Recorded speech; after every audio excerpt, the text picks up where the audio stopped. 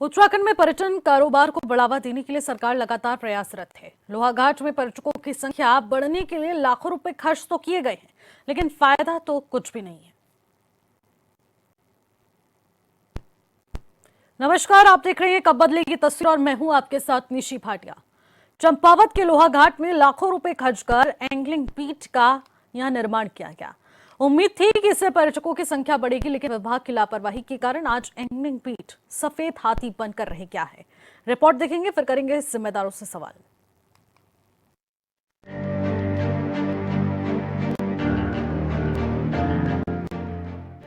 चंपावत जिले के लोहाघाट ब्लॉक का नेपाल सीमा से लगा पंचवर क्षेत्र एंगलिंग और गोल्डन महासीर मछली के लिए विश्व प्रसिद्ध जगहों में से एक है, जहां देश नहीं विदेशों से भी एंगुलर पहुंचते हैं और एंगलिंग का आनंद उठाते हैं।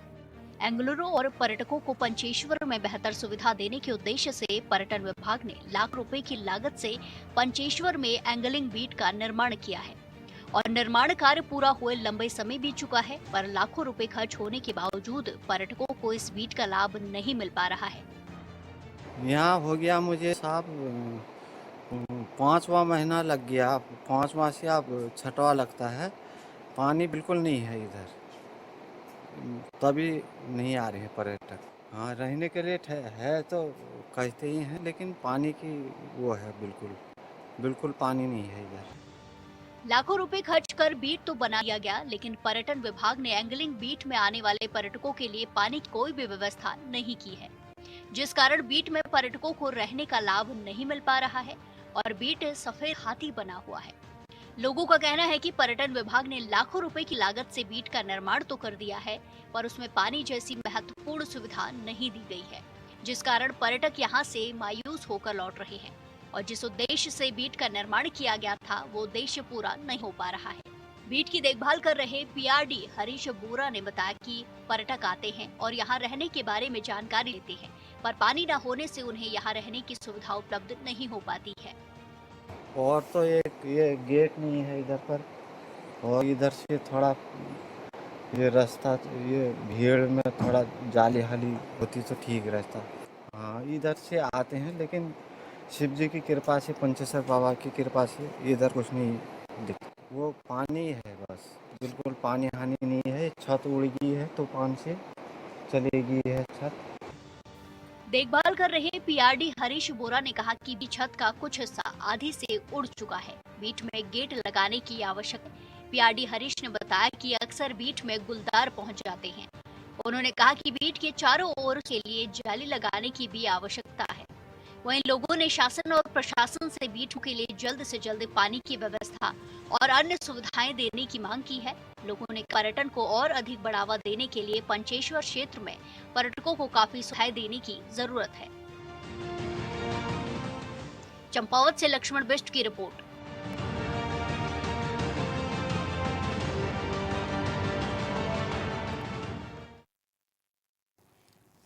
तो लाखों रुपए खर्च किए गए, लेकिन कोई फायदा नहीं। चंपावत के पंचेश्वर में एंगलिंग बीट किया गया और लाखों रुपए खर्च करके ये एंगलिंग बीट बनाया गया है और ऐसे में पंचेश्वर में एंगलिंग सेंटर्स बनाए गए थे कि इससे पर्यटन और बढ़ेगा, लेकिन यहाँ पर कुछ और ही तस्वीरें देखने को मिलती हैं कि पर्यटक आते तो हैं, लेकिन यहाँ पर मूलभूत सुविधा जैसे कि पानी की समस्या से वो लोग जूझते हैं, जिसके चलते वो यहाँ पर रुक भी नहीं पा रहे हैं। देखरेख करने के लिए कोई नहीं है। जिम्मेदार अधिकारी लापरवाही बरतते हुए नजर आ रहे हैं। सारे लोगों का कहना है कि यहाँ पर पानी तक की सुविधा नहीं है, जिसके चलते यहाँ पर पर्यटन प्रभावित हो रहा है। पर्यटक यहाँ तक आते जरूर हैं, लेकिन उसके बाद वो वापस यहाँ से चले जाते हैं। चंपावत के पंचेश्वर में एंगलिंग सेंटर अब शोपीस बनकर रह चुका है, सफेद हाथी बनकर रह चुका है। लाखों रुपए खर्च किए गए जिससे कि पर्यटन को बढ़ावा मिल सके, लेकिन यहाँ पर जब मूलभूत सुविधाएं ही नहीं होंगी तो ऐसे में पर्यटक यहाँ पर किस चीज के लिए आएंगे, वो भी अपने आप में अहम बात रहती है।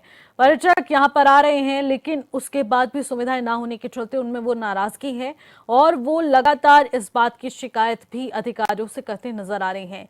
ऐसे में जंगली जानवरों का खतरा भी आए दिन यहाँ पर मंडराता रहता है। स्थानीय लोगों को एंगलिंग की सुविधाओं का लाभ ही नहीं मिल पा रहा है, यानी कि जिस उम्मीद के साथ स्थानीय लोगों ने भी अपने कारोबार को बढ़ाने की सोची थी, अब वो भी यहाँ पर चुप्पे साधे बैठे हैं, क्योंकि ये एंगलिंग बीट सफेद हाथी साबित हो रहे हैं। हमारे संवाददाता लक्ष्मण बिष्ट भी हमारे साथ बने हुए हैं। लक्ष्मण, सबसे बड़ा सवाल है, चंपावत के पंचेश्वर में एंगलिंग सेंटर अब शोपीस बनकर रह चुका है। एक तरफ जहां सरकार इतने पैसों को खर्च करती है पर्यटन को बढ़ावा देने के लिए, तो आखिरकार इसको शोपीस क्यों बनाकर रख दिया गया है? जी निशी, मैं बताना चाहूंगा ये जो पंचसराय चंपावत जिले के लोहाघाट विधानसभा में एकदम नेपाल सीमा से लगा हुआ एक काफी खूबसूरत पर्यटक स्थल है, जहां महाकाली नदी और सरयू गंगा का जो संगम होता है, तो काफी खूबसूरत जगह है। तो और जो इधर एंगलिंग के लिए जो है पंचसर विश्व प्रसिद्ध जगह है। यहाँ देश ही नहीं विदेशों से भी एंगुलर यहाँ आते हैं। और इसके अलावा गोल्डन महासीर मछली के लिए भी, जो दुर्लभ प्रजाति की मछली है, उसके लिए भी काफी प्रसिद्ध जगह है।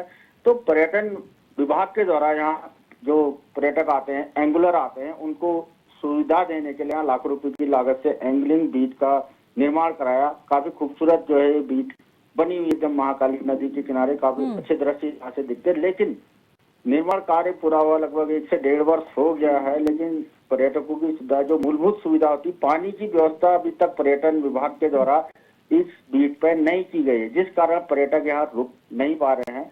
देखने के लिए यहाँ जो पीआरडी है उनके द्वारा जानकारी दी गई, पर्यटक आते हैं, पूछते हैं रहने के लिए, तो पानी ना होने की वजह से उनको ये जो यहाँ टेंट बनाए गए हैं, रूम अवेलेबल है, वो उपलब्ध नहीं हो पा रहे। जिस उद्देश्य से पर्यटन विभाग और सरकार ने जो है इस बीट का निर्माण किया था, वो उद्देश्य पूरा नहीं हो पा रहा। हालांकि बीट काफी खूबसूरत बनी है। जो मुख्यमंत्री धामी है, उनका भी यही मोटो है कि जो चंपावत जिला उसको पर्यटन का हब बनाया जाए, पर्यटन के क्षेत्र में काफी आगे बढ़ाया जाए। लेकिन इस प्रकार की जो ये लापरवाही है, लाखों रुपया खर्च कर जाए, पानी जो ना होने से पर्यटकों को इसका फायदा। लक्ष्मण, क्या सिर्फ पानी की समस्या ही है या फिर और भी मूलभूत सुविधाएं हैं जो कि वहां तक नहीं पहुंची हैं?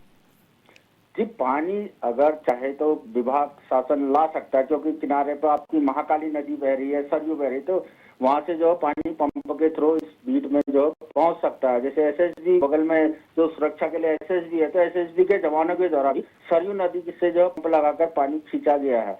तो पानी यहाँ पर को उपलब्ध हो सकता है, बस वहाँ पर पंप लगा दिया जाए तो पंप के थ्रू जो है काली नदी से या सरयू से पानी यहाँ आसानी से उपलब्ध हो सकता है। लेकिन अभी इसकी जरूरत उनके द्वारा समझी नहीं जा रही। इसके अलावा जो बीट की जो छत है आदि से कुछ हिस्सा उसका भी उड़ चुका है, उसकी भी मरम्मत की जो जरूरत है। जो पीआरडी उनका कहना है यहाँ गुलदारों को जो है अक्सर आ जाते हैं, तो एक फेंसिंग टाइप की जो तारबार टाइप का भी लगाया जाए और एक गेट का निर्माण इसमें किया जाए। जो पीआरडी उनके द्वारा काफी साफ सफाई वहाँ पे रखी गई है, अच्छे फूल लगाए गए, बहुत खूबसूरत जगह जो है ये बीच बना हुआ है। जी नहीं, बिल्कुल लक्ष्मण, आप बता रहे हैं कि खूबसूरती के साथ इसे विकसित किया गया, बहुत सारे इरादे हैं, इसके पीछे उद्देश्य हैं और आसपास के लोगों को इससे काफी हद तक फायदा पहुंचेगा। ये सब चीजें सोचकर इस उद्देश्य से ही एंगलिंग बीट का निर्माण किया गया।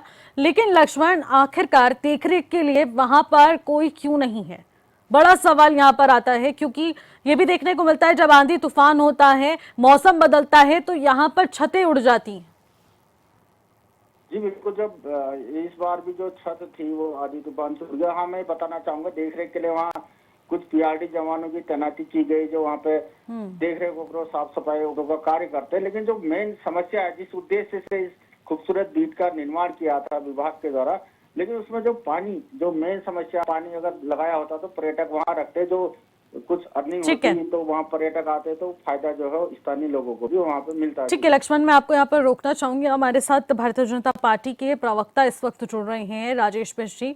राजेश जी, जानना चाहूंगी कि एंगलिंग सेंटर का निर्माण होता है, लेकिन कुछ ही समय बाद इस तरीके की खबरें सामने आती हैं कि ये सिर्फ और सिर्फ शोपीस बनकर रह चुका है, सफेद हाथी बनकर रह चुका है। पर्यटक वहां पहुंचते हैं लेकिन सुविधाएं ना होने के चलते वहां से वापस लौट आते हैं। आखिरकार ऐसा क्यों?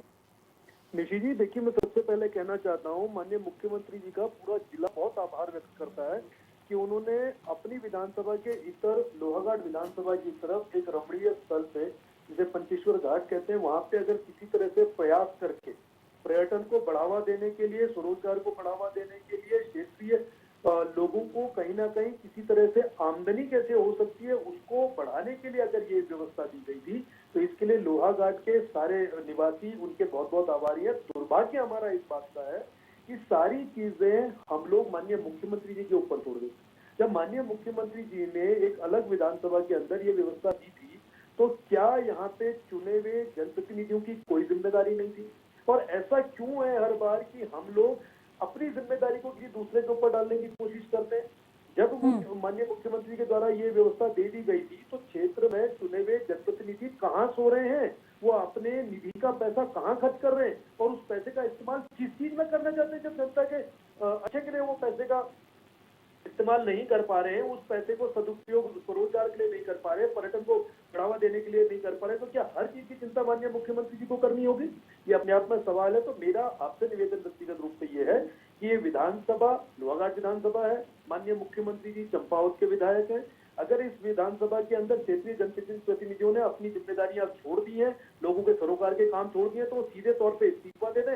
ये सारे काम भी मुख्यमंत्री जी कर देंगे अगर इसी प्रकार से सारे काम मुख्यमंत्री जी के ऊपर ही डालने हैं तो मैं तो इसमें ये कहना चाहूंगा। बाकी आपने एक बात कही है, फिर भी अगर यहाँ के क्षेत्रीय जनप्रतिनिधि असमर्थ है इस काम को करने के लिए, तो मैं माननीय जिलाधिकारी महोदय से हो गया या पर्यटन विभाग के अधिकारी हैं उनसे बात करके जरूर। लेकिन राजेश जी, कहीं ना कहीं जिम्मेदारी तो बनती है ना, चाहे क्षेत्रीय विधायक, क्षेत्रीय अधिकारी इसको लेकर गंभीर ना हो, लेकिन जिस व्यक्ति द्वारा, जिस सरकार के द्वारा इसका निर्माण कराया गया है, उसकी जिम्मेदारी भी तो बनती है। नीति जी देखिए, जिम्मेदारी जरूर अधिकारियों की है। मैं ये कहता हूँ कि हम लोग जनप्रतिनिधि को किस लिए चुनते हैं, हम प्रधान को क्यों चुनते हैं, क्षेत्र पंचायत क्यों चुनते हैं, जिला पंचायत क्यों चुनते हैं, प्रमुख क्यों चुनते हैं, जिला पंचायत अध्यक्ष क्यों चुनते हैं, विधायक क्यों चुनते हैं, सांसद क्या चुनते हैं, तो इनकी जिम्मेदारी खत्म हो जाती है। अगर माननीय मुख्यमंत्री के द्वारा वो व्यवस्था दे दी गई थी तो ये हमारे लिए तो ये उपहार के रूप में था। क्षेत्र के लोगों को उस चीज का आभार व्यक्त करने के बजाय आज अगर ये समस्या का सामना करना पड़ रहा है तो इसके ठोस कारणों को समझने की जरूरत है। तो मैं ये मानता हूँ कि क्षेत्रीय जनप्रतिनिधि अपनी जिम्मेदारियों का बिल्कुल जिम्मेदारी से निर्वहन नहीं कर रहे हैं और हर चीज मुख्यमंत्री जी पे थोपा जाएगा तो बिल्कुल ठीक नहीं होगा। फिर भी आपके माध्यम से समस्या सामने आई है, मैं ये कह सकता हूँ कि माननीय जिलाधिकारी महोदय से और पर्यटन अधिकारी महोदय से मैं बात करूंगा, इस बारे में जरूर जानकारी लूंगा कि अगर ये कहीं कोई कमी हो रही है तो वो क्यों ले रही है, लेकिन विफलता क्षेत्रीय चुने हुए जनप्रतिनिधि की ये आपको मानना होगा। बिल्कुल राजेश जी, जिम्मेदार अधिकारी इसमें पूरी तरह से जिम्मेदार हैं और उन पर नकेल कसना भी सरकार की जिम्मेदारी है, क्योंकि अगर सरकार के नीचे बैठे अधिकारी सरकार की मंशाओं में पलीता लगाने का काम कर रहे हैं तो उन पर नकेल कसना भी सरकार का काम है और उन अधिकारियों को बर्खास्त करना भी सरकार की जिम्मेदारी बनती है। बहुत बहुत शुक्रिया राजेश जी हमारे साथ जुड़ने के लिए, तमाम बातचीत करने के लिए। तो एक तरफ देखने को मिल रहा है लक्ष्मण की जहां एक तरफ अधिकारियों की लापरवाही यहाँ पर बड़े प्रखंड रूप से सामने आती है। आखिरकार क्या लगता है कि आखिरकार जिम्मेदार अधिकारी क्यों अपनी जिम्मेदारी से पल्ला झाड़ देते हैं? जी बिल्कुल, इसमें जो पर्यटन विभाग है उसकी सबसे बड़ी जिम्मेदारी इसमें बनती है। जो जिला पर्यटन अधिकारी हैं उन्होंने जो इस मामले का संज्ञान लेना चाहिए और जल्द से जल्द बीट की जो समस्या है, जो प्रमुख समस्या है पानी, क्योंकि अगर पर्यटक आएंगे तो उन्हें पानी की आवश्यकता सबसे ज्यादा रहेगी, तो वो पानी जैसी चीज नहीं, तो इस वजह से उन जो हट्स का निर्माण हुआ, जो बीट का निर्माण हुआ, वो किराए पे नहीं लग पा रहा, पर्यटक उसमें रुक नहीं पा रहे हैं। इसके अलावा जो उनकी सुरक्षा है जंगली जानवरों से, वो फेंसिंग है, गेट है, तो वो लगा वो जो पर्यटन विभाग के अधिकारी की जिम्मेदारी है और साथ में क्षेत्रीय जो जनप्रतिनिधि है उनका भी इसमें जो है जो जिम्मेदारी बनती है कि अपने विधानसभा को, अपने क्षेत्र को जो पर्यटन के क्षेत्र में आगे लाएं, क्योंकि पंचसर जो है अगर इसको अच्छे से डेवलप किया जाए तो विश्व के खूबसूरत पर्यटक स्थलों में एक है। नेपाल के अलावा पिथौरागढ़ जिले की भी सीमा जो इससे जुड़ती है। एडवेंचर के अलावा यहाँ जो है धार्मिक पर्यटन का भी काफी अच्छा महत्व है, तो काफी तादाद में इधर पर्यटक भी आते हैं, श्रद्धालु भी आते हैं और विदेशों से भी जो काफी पर्यटक यहाँ आते हैं। जी बिल्कुल, और इस पर सरकार को बेहद गंभीरता से ध्यान देने की जरूरत है। बहुत बहुत शुक्रिया लक्ष्मण, आप हमारे साथ बने रहिएगा क्योंकि यहाँ पर एक वक्त हो चुका है छोटे से ब्रेक का। ब्रेक के बाद जो लौटेंगे आप बने रहिएगा।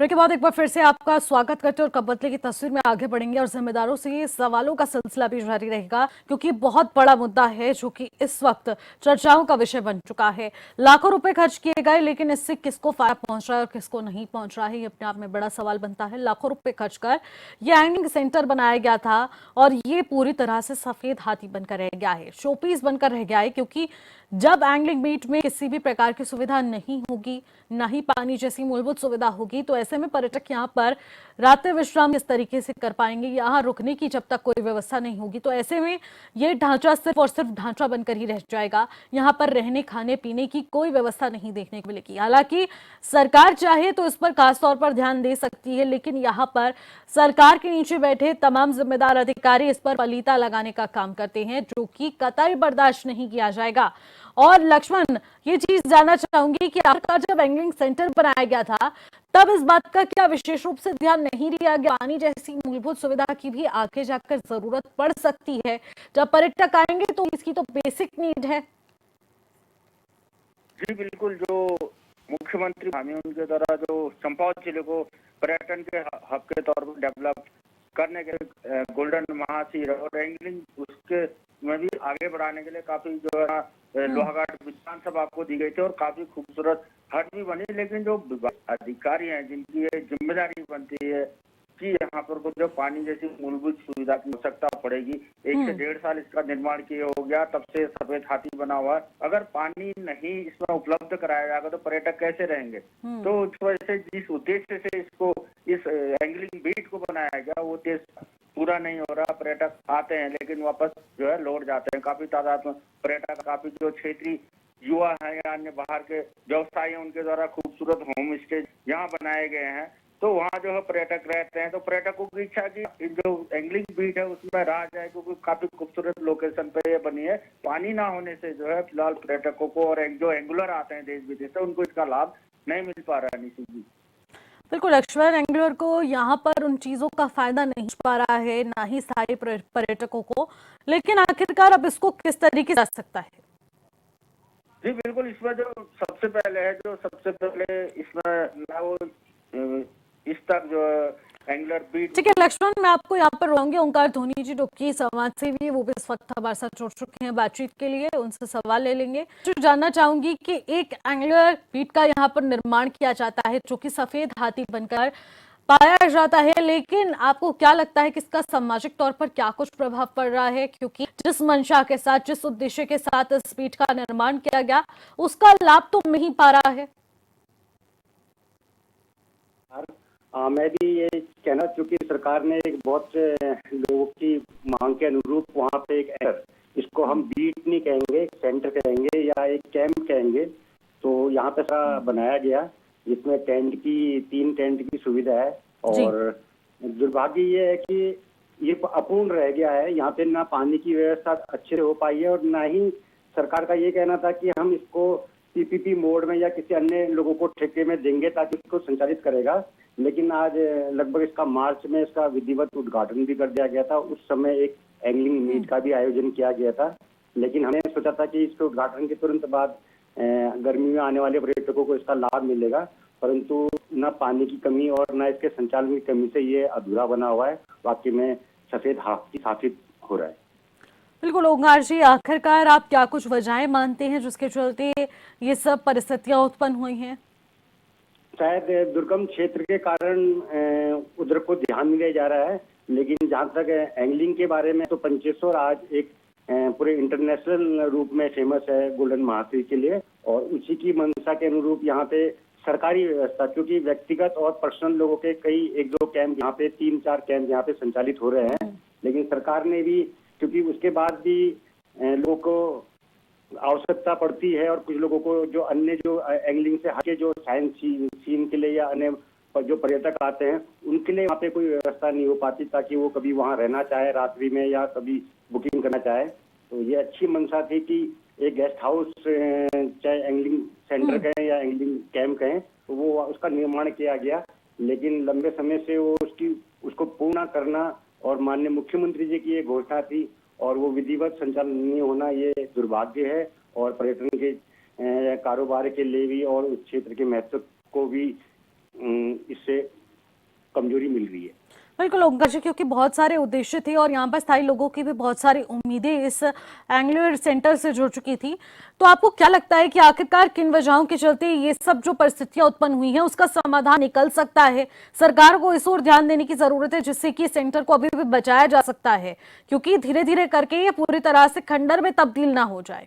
बिल्कुल बिल्कुल, ये क्योंकि अभी ये नव निर्माण बना हुआ है तो अभी तक इसमें कोई ऐसी क्षति नहीं हुई है। थोड़ा बहुत एक छत का नुकसान हुआ है, उसमें हल्का सा जो छोटी क्षति है, लेकिन शीघ्र ही हमारी मांग रहेगी कि यहाँ पे पानी की व्यवस्था करके इसका विधिवत संचालन किया जाए ताकि आने वाले जो जाड़ों में, जो ठंड के समय में जो पर्यटक आएंगे तो उनको इसका सुविधा मिल सके। और मैं चाहूंगा जिला प्रशासन से कि भी उसका मौका मुआयना करके, क्योंकि विभाग, पर्यटन विभाग, कुमाऊं मंडल विकास निगम पूर्ण रूप से सब अवगत है इसके लिए। तो मैं चाहूंगा कि इसकी जो फाइल अटकी हुई है पानी से संबंधित, बिजली से संबंधित, सुरक्षा से संबंधित, और सबसे महत्वपूर्ण चीज ये है कि इसके संचालन से संबंधित, क्योंकि दूरस्थ क्षेत्र है, कई लोग वहां आना नहीं चाहते हैं, तो सबसे महत्वपूर्ण जो समस्या भविष्य में जो आएगी इसकी उसके संचालन को लेके आएगी। तो मेरा शासन, प्रशासन और राज्य सरकार से मांग है, पर्यटन विभाग से मांग है कि इसका शीघ्र से शीघ्र संचालन किया जाए। ठीक है ओंकार जी, बहुत बहुत शुक्रिया हमारे साथ जुड़ने के लिए, तब बातचीत करने के लिए। और लक्ष्मण, सीधे मैं आपका रुख करना चाहूंगी। लक्ष्मण देखिए, यहाँ पर एक चीज बहुत प्रमुखता से उठाई जा रही है, क्योंकि पानी की समस्या है, जिसका समाधान हो जाएगा तो काफी हद तक पर्यटक वहां पर रुकने के लिए तैयार भी हो जाएंगे और आएंगे और पर्यटन को बढ़ावा मिलेगा। लेकिन दूसरी तरफ यहाँ इसलिए भी रुका नहीं जा सकता क्योंकि ये दुर्गम क्षेत्र है, जंगली जानवरों का खतरा आए दिन बना रहता है। इसके लिए सरकार की क्या कुछ तैयारियां यहाँ देखने को मिलती है? जी इसी में बताना चाहूंगा, जो दुर्गम क्षेत्र तो है लेकिन साथ में काफी खूबसूरत भी है। यहाँ लोग रहना पसंद करते हैं। अगर उन्हें रात बिताने की व्यवस्था मिले तो लोग जो है यहाँ रहेंगे, क्योंकि यहाँ मैंने पहले कहा था, देश ही नहीं विदेशों से भी जो है यहाँ एंगलर आते हैं, पर्यटक आते हैं, वो रुकना चाहते हैं इन जगहों पर, लेकिन उन्हें यहाँ सुविधा नहीं है। अगर उन्हें इस प्रकार रहने की सुविधा मिले, सुरक्षित माहौल मिले, तो वो जरूर रुकेंगे, और वो रुकेंगे तो यहाँ के पर्यटन व्यवसाय को काफी बढ़ावा मिलेगा। जो स्थानीय युवा हैं या स्थानीय लोग हैं उन्हें भी रोजगार मिलेगा। तो हमारी जो शासन, प्रशासन और जिम्मेदार विभाग है उससे यही अपील रहेगी कि जल्द से जल्द इन हटों का जो है एंगलिंग बीट है या एंगलिंग सेंटर बनाया गया, इसका निर्माण कार्य पूरा किया जाए, अच्छी सुविधाएं जो यहाँ पर्यटकों और एंगलरों को दी जाए, जिसका जिस उद्देश्य से बनाया गया वो उद्देश्य जो पूरा हो सके। जी नहीं, बिल्कुल लक्ष्मण, इस पर नजर बनाए रखिएगा और लगातार जिम्मेदार अधिकारियों के संपर्क में रहिएगा और तुरंत इस समस्या का समाधान खोजा जाएगा, क्योंकि जिम्मेदार अधिकारी से संपर्क किया गया है। भारतीय जनता पार्टी के प्रवक्ता द्वारा भी संपर्क साधा गया, उनसे भी सवाल दागे गए और उनके जवाब में भी यही है कि सरकार को इस संबंध में जरूर सूचित किया जाएगा और जिलाधिकारी से भी तत्काल रूप से मुलाकात करके इस संदर्भ में बातचीत की जाएगी। समस्या का हल जरूर निकलेगा, जिससे कि पर्यटन पर किसी भी प्रकार का प्रभाव ना पड़े, क्योंकि मुख्यमंत्री इसको लेकर बेहद गंभीर नजर आ रहे हैं। बहुत बहुत शुक्रिया लक्ष्मण हमारे साथ जुड़ने के लिए। फिलहाल कब बदलेगी तस्वीर में मेरे साथ इतना ही। आप देखते रहिएगा H9 24/7। नमस्कार।